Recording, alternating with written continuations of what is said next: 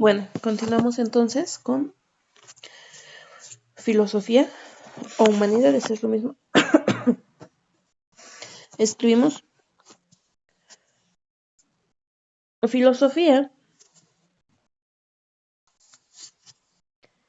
viene del término griego que se compone de dos vocablos.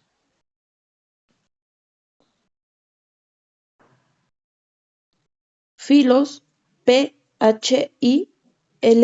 philos, que significa amor, y Sofía, S-O-P-H-I-A, Sofía, que significa pensamiento, sabiduría o conocimiento. Por tanto, filosofía es amor por el conocimiento. Punto y seguido.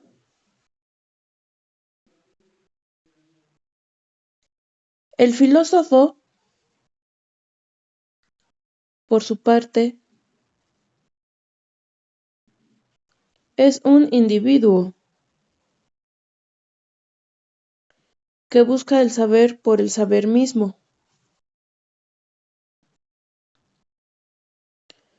Se mueve por la curiosidad e indaga. Punto y seguido. El acto de filosofar es intrínseco a la condición humana.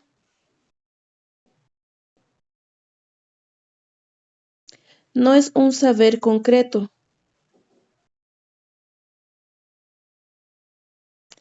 sino una actitud natural del hombre en relación al universo y a su propio ser. Punto y seguido.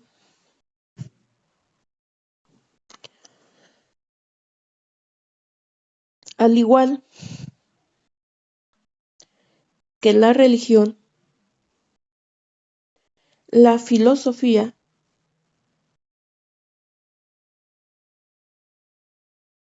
se centra en las cuestiones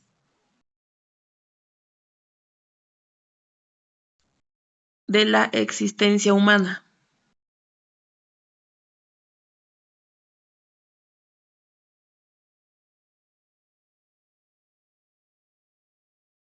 En cambio,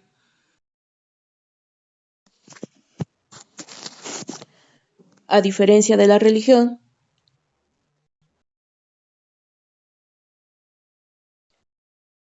no se basa en una revelación divina o en la fe, sino que lo hace basándose en la razón. Bueno, la filosofía también se puede dividir en diversas ramas. Por ejemplo, tenemos la filosofía del ser, en las que vamos a encontrar la metafísica, la ontología, la cosmología. En la filosofía del conocimiento tenemos la lógica, epistemología, filosofías de obrar, tenemos la ética, por ejemplo. Son ramas que vamos a ver con posterioridad. Bueno, en la imagen tenemos que la filosofía nace en Grecia en el siglo VI, aproximadamente antes de Cristo, cuando algunos hombres utilizaron la razón para intentar saber a qué atenerse y orientarse en su existencia. Dejaron un poco de lado los mitos que hasta entonces les servían para justificar la existencia de un universo. A estas personas, por eso cuando les dicté el filósofo, es un individuo que busca el saber por el saber mismo, Es el que se mueve por la curiosidad e indaga, porque empieza a preguntar, a buscar. Y también nos dice que el acto de filosofar es intrínseco a la condición humana. Por naturaleza, los hombres somos curiosos y lo vemos desde pequeñitos. Eh,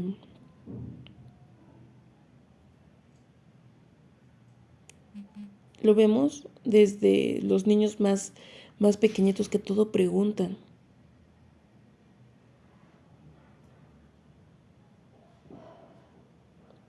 Permítame, creo que ya con el internet. Creo que ya se restableció. Entonces, por naturaleza los hombres somos curiosos. Nos gusta saber el porqué de las cosas o nos gusta saber, pues, lo más que se pueda. Y preguntamos y cuestionamos u observamos. Entonces, el acto de filosofar es algo intrínseco porque somos curiosos por naturaleza. Y el hombre busca el saber por el saber mismo. Entonces, para el hombre ya no era suficiente, tal vez, el que la religión les diera una supuesta respuesta de algo que ellos buscaban, de su existencia, de cómo se hizo el hombre, de cómo vino el hombre, de por qué se creó el hombre. La religión que nos decía, bueno, religiosamente Dios creó al hombre y a la mujer a su imagen y semejanza, o al hombre a su imagen y semejanza, y a la mujer pues de la costilla.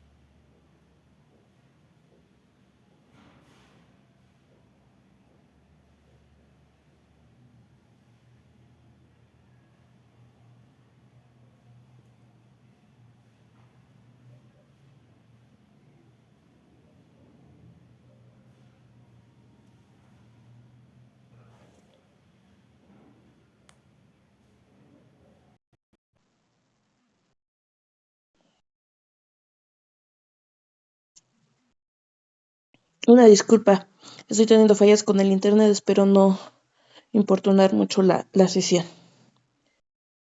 Bueno, entonces, ¿qué nos decía la iglesia de la creación del hombre? ¿Qué saben ustedes? Si pueden interactuar, si pueden hablar, pregunto porque a veces se encuentran en sus trabajos y no les es posible pues hablar, platicar, comentar. Pero los que puedan, ¿qué saben ustedes o qué es lo que la iglesia o qué es lo que ustedes saben que la iglesia ha dicho de la creación del hombre? Pueden comentar si pueden, o sea, si gustan pueden hacerlo.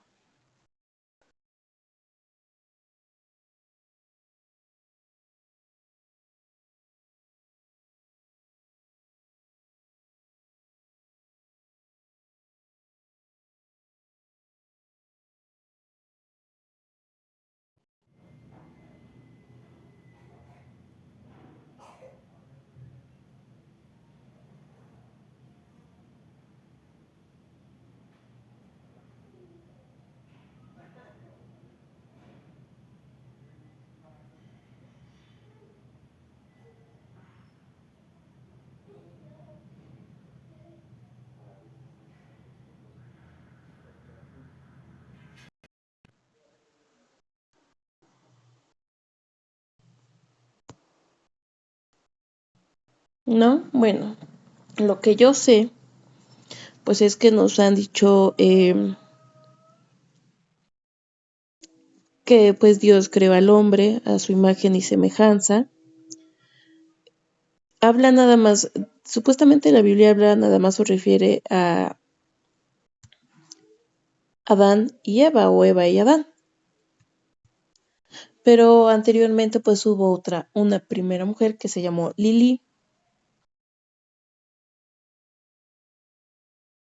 Entonces esta primera mujer pues es la que digamos que se reveló porque pues la hicieron quizás sumisa, ella no se dejaba, no era, luchaba, digamos, se defendía, y pues fue algo que no le pareció tal vez. Bueno, eso es lo que cuentan en otro apartado de la historia. Entonces fue cuando pues esta mujer pues la eliminan del paraíso y crean a Eva de la costilla de Adán. Eso es lo que la iglesia nos ha contado. Pero estas explicaciones ya no son suficientes. Necesita el hombre ya algo más razonable, apegado a la razón, a logos. Y bueno, empieza a surgir entonces el primer filósofo, aquel que empieza a preguntar. Los filósofos los podemos dividir en dos, en los socráticos o después de Sócrates y en los presocráticos, antes de Sócrates.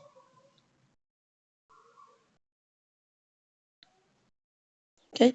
Los presocráticos, ya lo dije, vienen antes de Sócrates y ellos, si bien empiezan a preguntarse del por qué, todavía tienen una influencia religiosa. Aún tratan de darle explicaciones al porqué de la vida religiosa, pero sí la tratan de dar basándose en fenómenos naturales, en los elementos, como lo vamos a ver ahorita. Dentro de los primeros filósofos presocráticos tenemos a Tales. ¿Ok? Dentro de los primeros filósofos presocráticos tenemos a Tales de Mileto. Repito, estos no abandonaron definitivamente ni la religión, ni los fenómenos naturales, ni mucho menos los sobrenaturales, para tratar de explicar el porqué de las cosas. Uh-huh. Estos aún se valieron de diversos, pues, fenómenos tanto naturales como religiosos y ya otros tantos en la razón, pero es hasta cuando los filósofos abandonan totalmente las explicaciones cuando ya partimos de Sócrates, es con Sócrates cuando se abandonan ya estas explicaciones mágico-religiosas del porqué de las cosas y únicamente nos basamos en el logos, en la razón, para tratar de dar explicación a esto.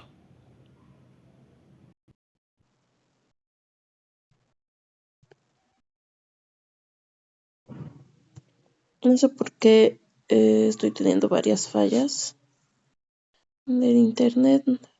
Regularmente aquí no falla el internet. Pero bueno, vamos a continuar. Entonces, el primer filósofo presocrático es Tales de Mileto, o así está considerado Tales de Mileto.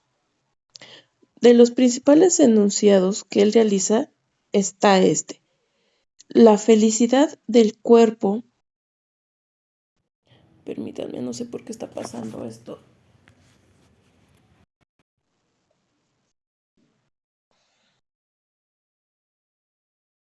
Ay, de verdad, espero ya se regularice.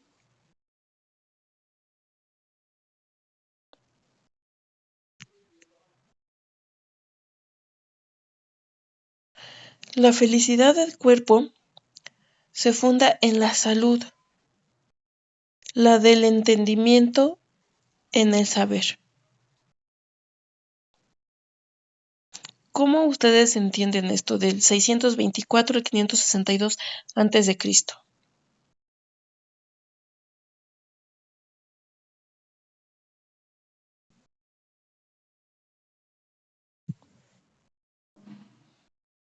La felicidad del cuerpo se funda en la salud, la del entendimiento en el saber. De verdad, si pueden participar, háganlo. Es bueno, es nutritivo, retroalimenta. Y pues estas clases, digamos, son muy, bueno, en lo particular me gustan porque podemos intercambiar diferentes puntos de vista. Y de eso se trata. Entonces, ¿alguien pudiera comentar qué entiende con esto? La felicidad del cuerpo se funda en la salud, la del entendimiento en el saber. ¿Cómo lo entienden?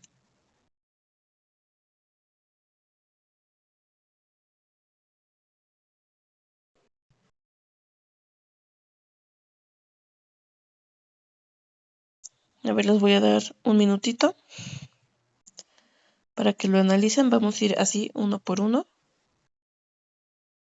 O pueden dejar comentarios, por favor.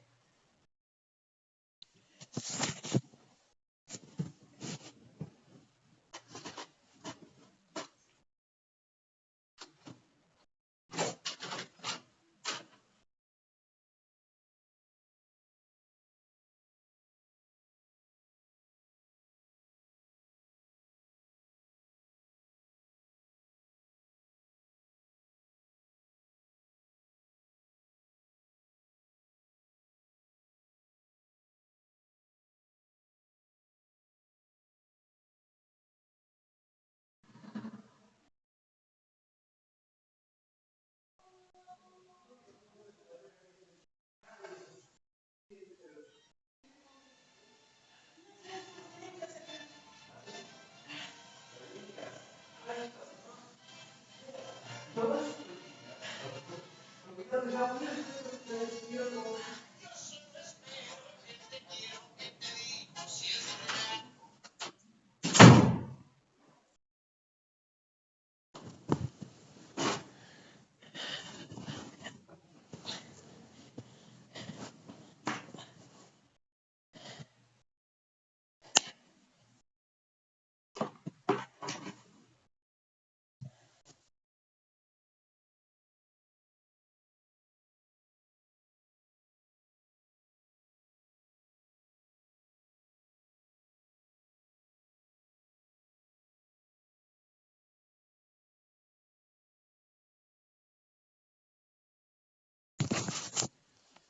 ¿Nadie comenta nada? ¿Alguien gusta hacer algún comentario? Así no para continuar. Bueno, para empezar, bueno, Mileto fue un filósofo griego, también matemático, geómetra, físico e incluso legislador griego. Para Tales de Mileto, el principio original de todas las cosas lo era el agua. Él decía que todo procedía del agua y que todo volvía a ser otra vez agua.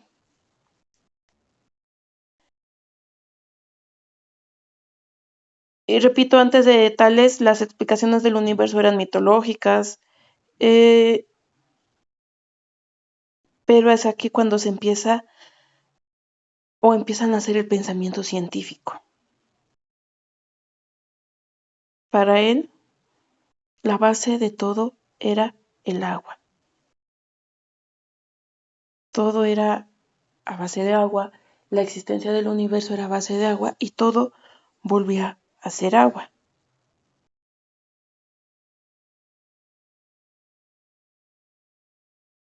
Dice aquí, la felicidad del cuerpo se funda en la salud, la del entendimiento en el saber. Un hombre iba a ser feliz primero, no, bueno, no primero, sino que hace la comparación. Si tiene salud, va a estar bien. Bueno, eso en cuanto hace al cuerpo, a lo físico, a lo material. Pero si tiene conocimiento,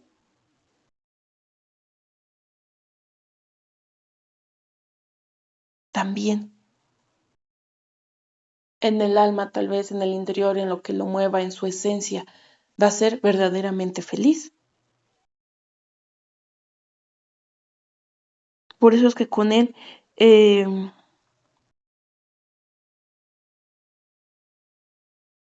empieza a nacer la filosofía científica un poco apartada de las explicaciones mágico-religiosas que antes de este siempre se le venían dando. Incluso se le considera el padre de la filosofía. Anterior, digamos, de la filosofía presocrática, se podría decir. Porque ya el padre de la filosofía occidental como tal, pues viene siendo Sócrates. También tenemos a alguien que es de la filosofía moderna, ¿ok? Pero aquí el primer filósofo, por decirlo así, pues es Tales de Mileto, quien dice que el agua es la base de todo y que todo vuelve a ser agua. Después tenemos a Anaximandro.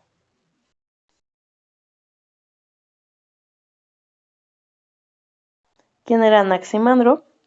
También filósofo, geógrafo de la antigua Grecia, discípulo y continuador de Tales de Mileto, compañero y maestro de Anaxímenes, del cual vamos a ver después. ¿Ok?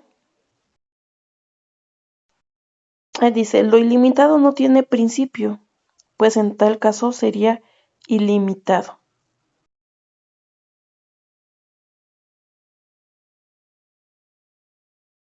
¿Qué podemos entender con esto?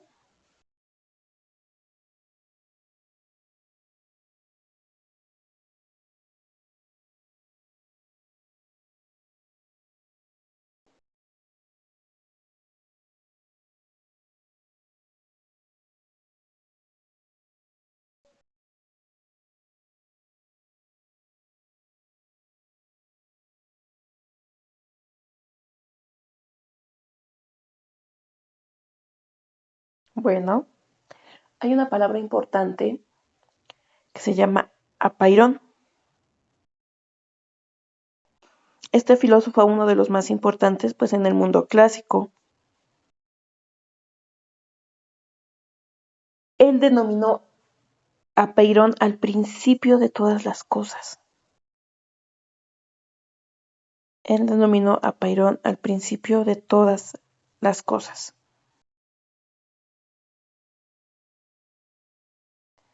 Y para él, digamos, la base de todo, o dentro de las principales aportaciones que hizo él, es que definió a Peirón primero como el principio de todas las cosas, o al arge, que es la sustancia, el origen del universo, el que rige el mundo, aquello que es indefinido, aquello que es indeterminado, eterno, lo que no tiene fin y del que surgen todas las cosas. Para él el apeirón es eso, lo indeterminado, lo indefinido, lo eterno. Entonces el principio, que ya sea arge, arche o apeirón, de todas las cosas es lo indeterminado. Por eso es el principio, lo limitado no tiene principio, pues en tal caso sería ilimitado. ¿Por qué? Porque para el arge o el arche, que es el principio de todas las cosas, es lo indeterminado, es decir, el apeirón, lo indefinido, lo eterno. Allí donde se generan las cosas, allí también se produce la destrucción, dice él, según la necesidad. En efecto, se pagan las culpas unas a otras y la reparación de la injusticia según el orden del tiempo. Él trata de comparar todo esto con el apeirón, lo indeterminado, lo indefinido, lo eterno.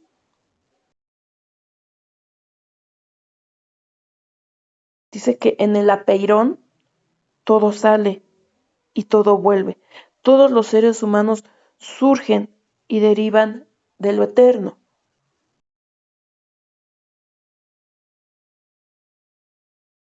Entonces, para el apeirón, lo indeterminado, lo indefinido, lo eterno, es el principio de todas las cosas. Así como para Tales de Mileto, lo es el agua, para Anaximandro lo es el apeirón, lo eterno, lo indefinido, lo indeterminado, porque sé que todas las cosas salen de lo indefinido, de lo eterno, y regresan a lo eterno, a lo indeterminado.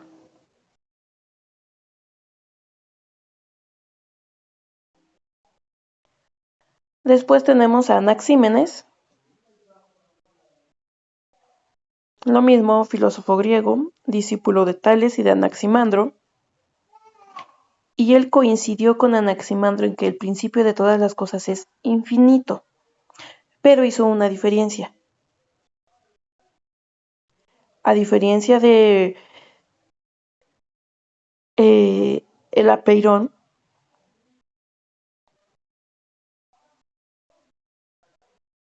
que era, digamos, el principio fundamental de Anaximandro, para Anaxímenes existía un elemento concreto, el aire. Él afirmaba que el aire se transforma en las demás cosas a través de la rarefacción y la condensación. La rarefacción genera el fuego, mientras que la condensación, el viento, las nubes, el agua, la tierra y las piedras. Y que a partir de esta sustancia se crea el resto de todas las cosas. Él podría explicar el cambio del estado del aire mediante el flujo de dos polos, lo frío y lo caliente. Y pensaba que, o creía que lo caliente y lo frío eran consecuencia de el aire. Entonces, para él, el aire era el elemento concreto que originaba absolutamente todo. A través de la rarefacción, bueno, ¿qué es la rarefacción? Es un proceso por el que un cuerpo o una sustancia se hace menos denso, es decir, se contrapone al fenómeno de la comprensión. Y la condensación es el cambio del estado de materia, que se encuentra en forma gaseosa y pasa a ser forma líquida. Entonces él dice, a diferencia del apeirón, existe un elemento concreto que es el aire. Esta sustancia se transforma en las demás cosas a través de la rarefacción, que ya dijimos que es algo contrario a la condensación. Y la condensación, la rarefacción, genera fuego, mientras que la condensación genera viento, nubes, agua, tierra, piedras, y con ello se crea el resto de todas las sustancias.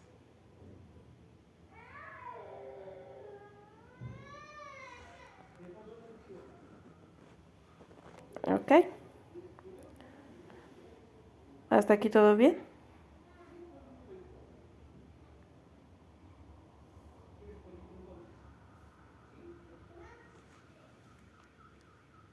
Otra disculpa, por favor.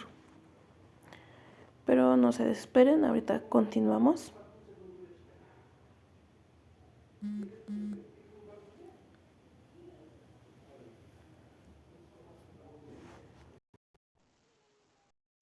Otra disculpa, compañeros. Bueno, no sé si ustedes también lo saquen o dejen de ver lo que se está transmitiendo o nada más me pase a mí.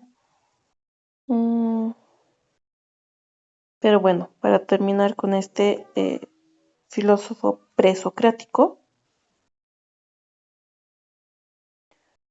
por eso su principio dice, como el alma que es aire nos conserva en la vida, el aliento y el aire envuelven y mantienen todo el mundo. ¿Por qué?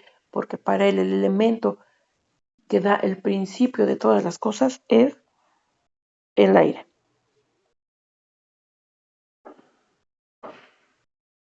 ¿Ok? Después de, bueno, ahí tenemos los años 570 al 500 antes de Cristo. Por lo general estos filósofos del siglo VI antes de Cristo.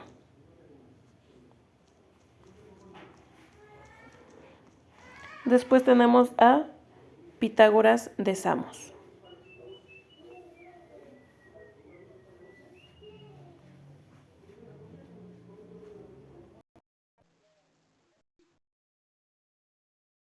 Pitágoras de Samo es el siguiente.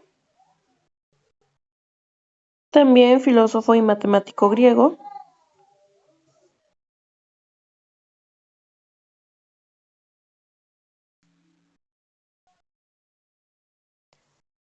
Él dice, preciso es encontrar lo infinitamente grande en lo infinitamente pequeño para sentir la presencia de Dios. Pitágoras se consideró el primer matemático griego. Contribuyó de manera significativa al avance de la geometría, la aritmética. Se interesaba también por la medicina, la cosmología, la ética, la política. Formuló el teorema de Pitágoras, que influyó tanto en Platón como en Aristóteles también, desarrollando la matemática o la filosofía racional.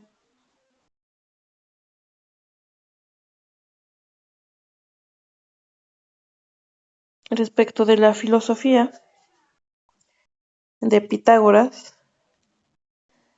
bueno, en las matemáticas pues tenemos la tabla de multiplicar, la existencia de los números racionales, el teorema de Pitágoras, intervalos de notas musicales.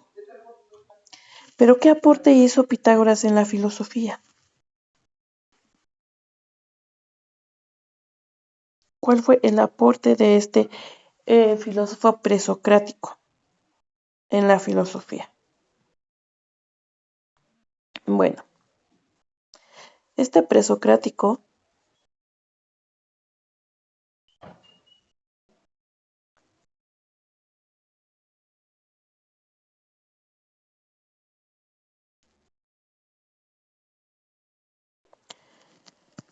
centra su pensamiento primero en la matemática pura. Y esto viene a ser clave de sus principios filosóficos respecto a la existencia de la humanidad.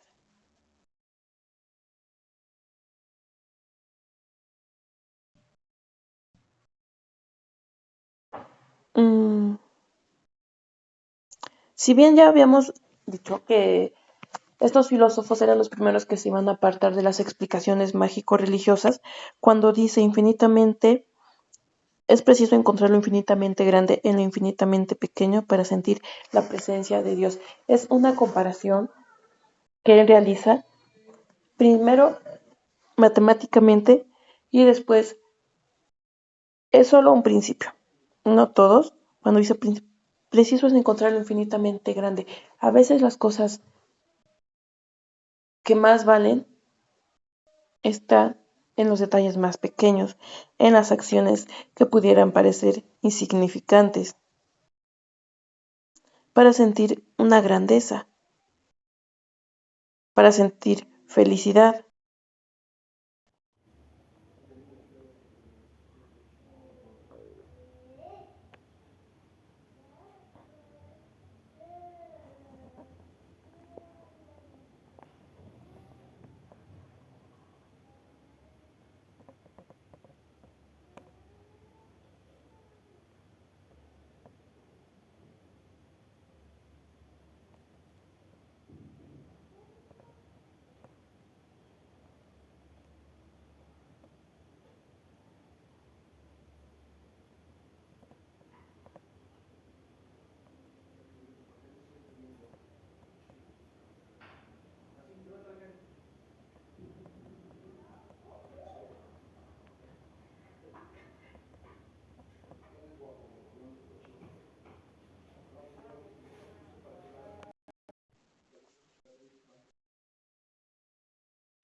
Entonces, rápidamente, apartándonos un poquito de la matemática en la filosofía, Pitágoras fue el primer pensador griego en proporcionar una explicación no mística o religiosa del origen de todo lo que es.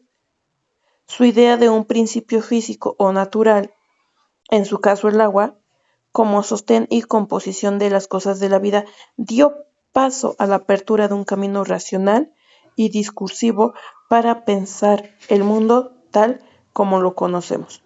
Tal vez esté un poquito confuso, pero la realidad en su percepción más profunda es de tipo matemática. Para él las cosas son números y la filosofía puede ser un camino hacia la purificación espiritual. Él dice que el alma puede elevarse lo suficiente como para fusionarse con lo divino, que ciertos símbolos de la naturaleza mística son considerados como signos sagrados y que todos los miembros de una hermandad pitagórica deben mantener un absoluto secreto respecto a sus creencias y prácticas. Todo esto se resume a que él se apartó de la explicación mística, mágico y religiosa, trató de dar una explicación más bien numérica para la existencia de las cosas. Una explicación de tipo racional. Bueno, compañeros, se va a acabar ya la sesión. Hasta aquí le vamos a dejar. Les pido una disculpa por todos los inoportunos en cuanto a la falla de internet. Espero no hayan tenido pues mucho problema. Y a la próxima sesión continuamos con los demás filósofos presocráticos. ¿De acuerdo? Por ahorita les agradezco y excelente fin de semana.